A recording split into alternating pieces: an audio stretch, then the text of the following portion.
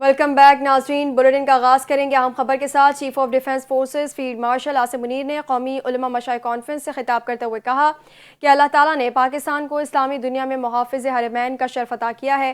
انہوں نے کہا کہ ریاست طیبہ اور ریاست پاکستان کے درمیان ایک گہرا تعلق اور مماثلت موجود ہے اور دونوں کی بنیاد کلمہ طیبہ پر رکھی گئی تھی، جن کا قیام رمضان المبارک کے مہینے میں ہوا۔ فیلڈ مارشل عاصم منیر نے مزید کہا کہ یہ مماثلت رب کائنات کے حکم سے ہے تاکہ ریاست طیبہ خادم الحرمین اور پاکستان محافظ الحرمین کے طور پر اپنی ذمہ داریاں ادا کرے۔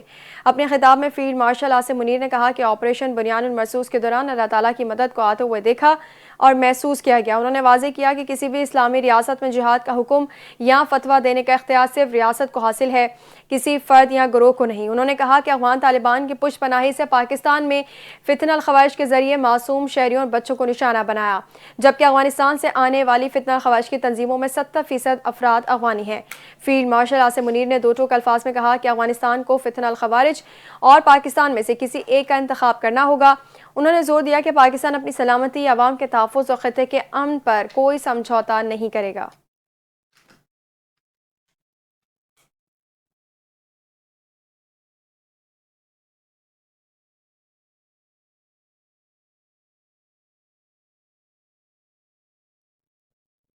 اب آپ کو بتائیں، پاک بحریہ کے دورے دوسرے ملزم کلاس جہاز پی این ایس خیبر کی کمیشننگ تقریب ترکیہ کے استنبول نیول شپ یارڈ میں منعقد ہوئی۔ آئی ایس پی آر کے مطابق تقریب میں ترک صدر رجب طیب ایردوان مہمان خصوصی کے طور پر موجود تھے، جبکہ chief of naval staff admiral Naveed Ashraf بھی شریک ہوئے۔ آئی ایس پی آر کا بتانا تھا ترک صدر نے پاک ترک برادرانہ تعلقات کو مزید مؤثر بنانے کی حکمت عملی پر زور دیا۔ فروغ دینے پر ایڈمرل نوید اشرف نے ملزم منصوبے میں ترکیہ کے کردار اور تعاون کو سراہا۔ پی این ایس خیبر جدید کمانڈ اینڈ کنٹرول سسٹمز اور جدید ہتھیاروں سے لیس ہے۔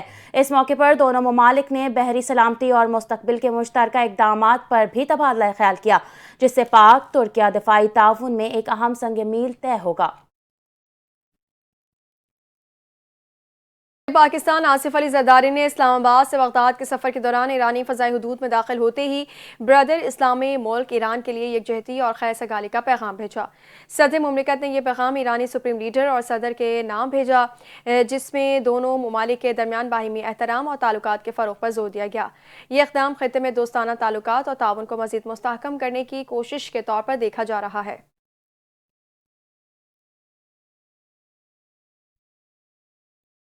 نائب وزیر اعظم اسحاق ڈار اور ایرانی وزیر خارجہ کے درمیان ٹیلی فونک رابطہ ہوا، جس میں دونوں رہنماؤں نے مختلف شعبوں میں دو طرفہ تعاون کا جائزہ لیا۔ ترجمان دفتر خارجہ کے مطابق وزرائے خارجہ نے خطے کے اہم امور پر بھی تبادلہ خیال کیا اور تجارت اور عوامی سطح پر روابط کو مزید مضبوط بنانے کے عزم کا اعادہ کیا۔ اس کے علاوہ دونوں رہنماؤں نے خطے میں امن و ترقی کے لیے تعاون جاری رکھنے پر بھی اتفاق کیا۔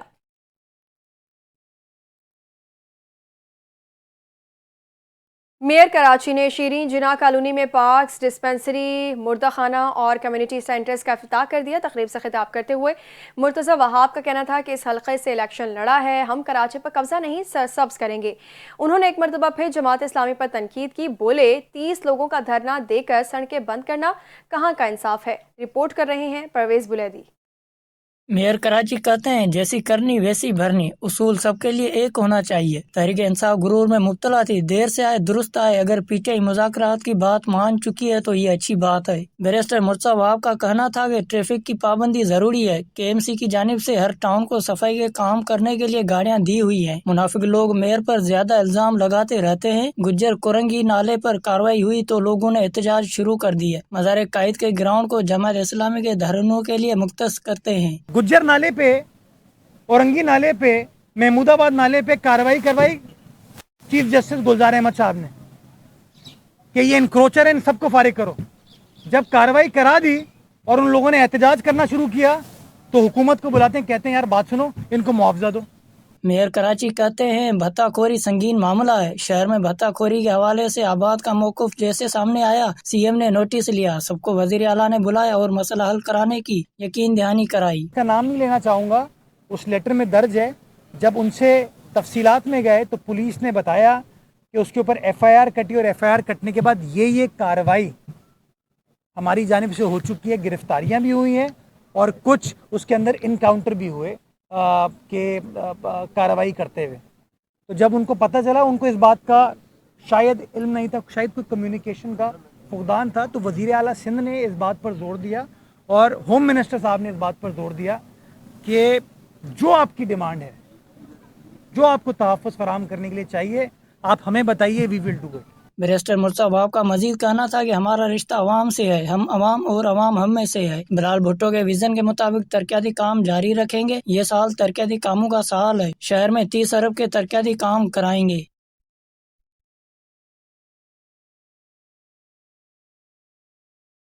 حکومت نے ملک بھر میں سولر صارفین کے لیے نیٹ میٹرنگ پالیسی تبدیل کرنے کا فیصلہ کیا ہے. ذرائع کے مطابق نیٹ میٹرنگ پالیسی کو نیپرا سولر صارفین قوانین 2025 کا نام دیا گیا. اسٹیک ہولڈر سے مشاورت کے بعد وزارت توانائی نے نئی پالیسی کی منظوری بھی دے دی ہے. نیپرا ذرائع کا کہنا ہے کہ فوری نیٹ میٹرنگ سے نیٹ بلنگ کا نظام متعارف کروایا جا رہا ہے. صارفین سے سولر معاہدے کی مدت 7 سال سے کم ہو کر 5 سال کر دی گئی ہے.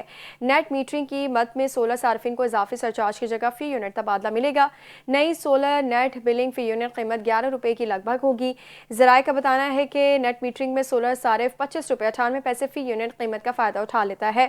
آئندہ 25 کلو واٹ سے کم لوڈ کا لائسنس نیپرا سے لینا لازمی ہوگا.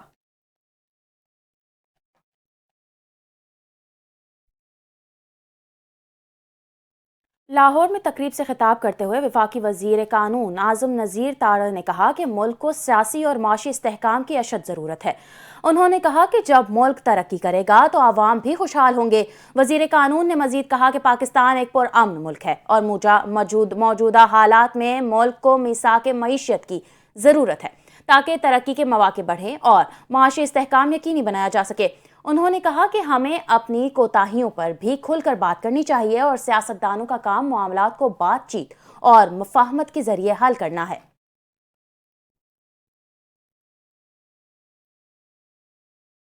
وزارت خزانہ نے خیبر پختونخوا کو جاری فنڈز کے حوالے سے دستاویز جاری کر دی ہے. دستاویز کے مطابق کے پی حکومت کو 15 سال میں وفاق سے 8,400 ارب روپے سے زائد ملے.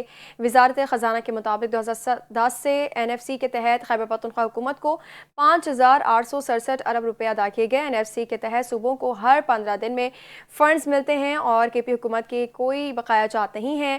دستاویز کے مطابق 17 دسمبر 2025 سے خیبر پختونخوا حکومت کو 40 ارب روپے سے زائد جاری ہوئے. 2010 سے دہشت گردی کے اضافی بوجھ پر خیبر پختونخوا حکومت کو 1% اضافی فنڈ دیے گئے. اب تک اس مد میں 705 ارب روپے دیے گئے ہیں. دستاویز کے مطابق نئے ضم شدہ اضلاع کے لیے وفاق نے اپنے حصے سے 2019 سے اب تک 704 ارب روپے منتقل کیے ہیں.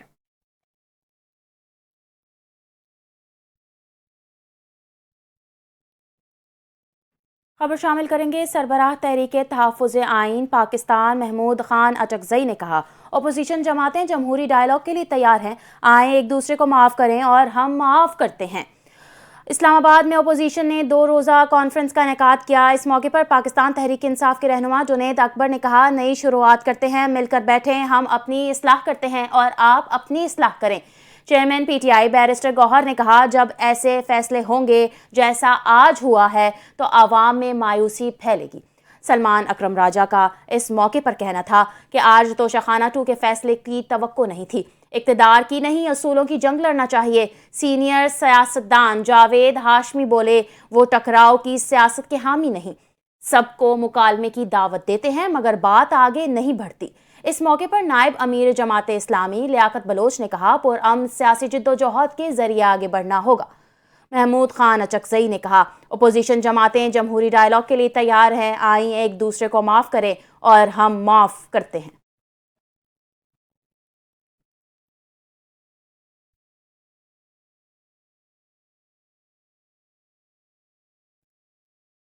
وزیر اعلیٰ پنجاب مریم نواز سے جمہوریہ مارلیش کے ہائی کمشنر کی ملاقات میں 2 طرفہ تعلقات اور تجارتی اور معاشی تعاون کو مضبوط بنانے پر تبادلہ خیال ہوا. مریم نواز نے ہائی کمشنر کا پرتپاک خیر مقدم کیا اور بزنس ٹو بزنس روابط, تجارتی وفود اور نمائشوں کے انعقاد کی اہمیت پر زور دیا. ملاقات میں تعلیم, سیاحت, زراعت, عوامی تبادلوں, حلال فوڈ, ٹیکنالوجی اور ہیومن ریسورس کے شعبوں میں تعاون بڑھانے پر اتفاق کیا گیا. وزیر اعلیٰ نے مارلیش کے ساتھ تجارتی اور معاشی تعاون مضبوط کرنے کے عزم کا اظہار کیا اور کہا کہ بلیو اکانومی میں سرمایہ کاری اور چاول, ٹیکسٹائل, فارماسیوٹیکل برآمدات بڑھانے کے لیے ہر ممکن اقدامات کرنے کا یقین دلایا. پیداواری کاشت میں مارلیش کی ٹیکنالوجی کے استعمال اور شوگر کی صنعت میں تعاون کے عزم کا بھی اظہار کیا گیا.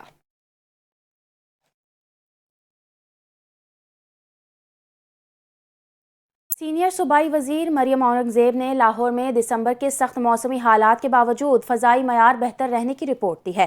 ان کے مطابق لاہور میں AQI 191 ریکارڈ کیا گیا، جو شدید سردی اور نمی کے باوجود اسموگ میں اضافے کی غیر موجودگی کو ظاہر کرتا ہے. مریم اورنگزیب نے کہا یہ عوامی تعاون اور حکومتی اقدامات کا نتیجہ ہے. انہوں نے بتایا کہ مانیٹرنگ سسٹم کے ذریعے صنعتی اخراج کی فوری نشاندہی اور کنٹرول ممکن بنایا گیا ہے اور صنعتی شعبے میں ماحولیاتی قوانین کی مکمل پاسداری یقینی بنائی گئی ہے.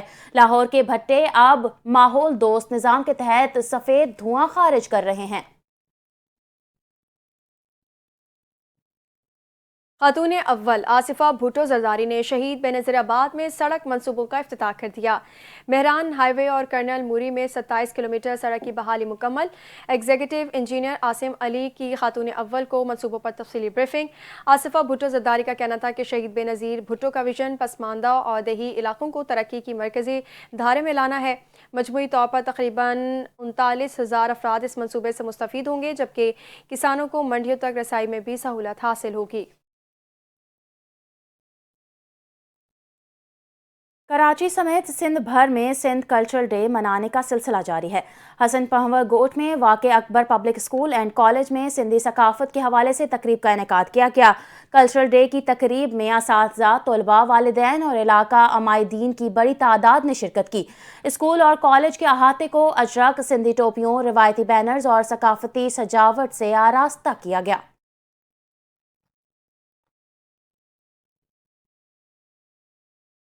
راولپنڈی میں ایکسائز، ٹیکسیشن اور نارکوٹکس کنٹرول ڈپارٹمنٹ نے اعلان کیا ہے کہ 1 جنوری 2026 سے شہری اور دیہی علاقوں میں گھروں اور دکانوں سے کچرا ٹیکس وصول کیا جائے گا. اس اقدام کا مقصد پراپرٹی ٹیکس کے اہداف پورے نہ ہونے کے سبب کمی کو پورا کرنا اور شہری سہولتوں کی بہتری کے لیے اضافی وسائل حاصل کرنا ہے. ٹیکس بلز 10 سے 20 جنوری تک جاری کیے جائیں گے اور اگر شہری یا دکاندار بلز ادا نہیں کریں گے تو ان کے خلاف مقدمات درج کیے جائیں گے اور گرفتاریاں بھی ممکن ہیں.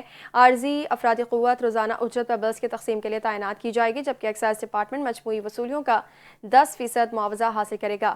گھروں اور دکانوں کے سائز کے مطابق ٹیکس کی شرح مقرر کی گئی ہے. شہری علاقوں میں ایک گھر سے 300 روپے، ڈبل اسٹوری 600 اور ٹرپل اسٹوری 900 روپے وصول ہوں گے، جبکہ دیہی یونین کاؤنسلز میں ہر گھر سے 200 روپے وصول کیے جائیں گے. دکانداروں سے بھی 300 روپے ادا کرائے جائیں گے اور تجارتی یا صنعتی یونٹ سے 1000 سے 5000 روپے تک ٹیکس لیا جائے گا.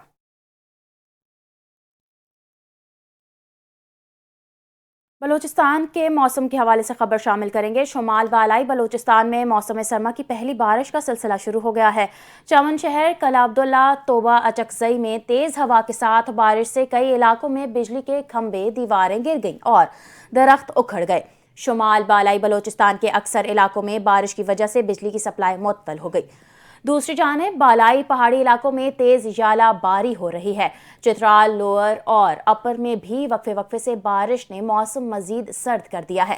محکمہ موسمیات کے مطابق 10 ماہ بعد بلوچستان کے شمال بالائی علاقوں میں بارش ہوئی ہے، جس سے شمالی بلوچستان میں جاری طویل خشک سالی کا خاتمہ ممکن ہو سکے گا.